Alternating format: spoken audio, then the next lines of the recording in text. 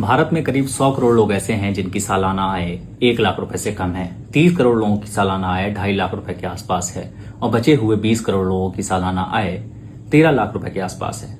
और सोचिए, जो भारत में प्राइवेट यूनिवर्सिटीज हैं जो खुद को आईवी लीग यूनिवर्सिटीज से कंपेयर करती हैं, उसमें सालाना फीस करीबन 5 से 6 लाख रुपए होती है।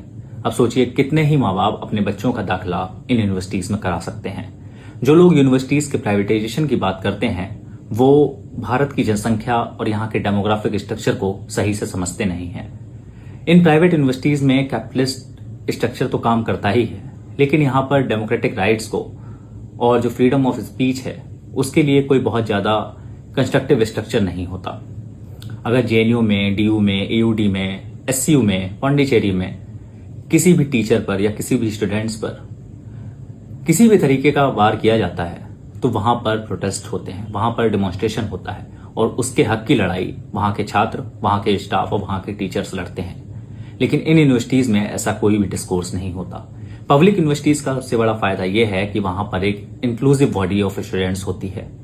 अगर आप बात करें इन आईवी लीग यूनिवर्सिटीज की तो वहां पर जाहिर सी बात है ज्यादातर छात्र अमीर घरों से आएंगे और वहां पर ना जाति पर विमर्श होगा ना धर्म पर।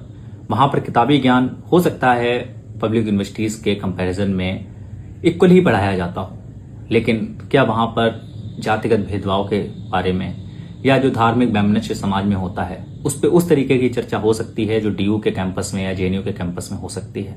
प्रोटेस्ट हो सकता है या जो एससीयू में कुछ दिनों पहले जंगल को उखाड़ फेंकने के खिलाफ हुआ था? नहीं।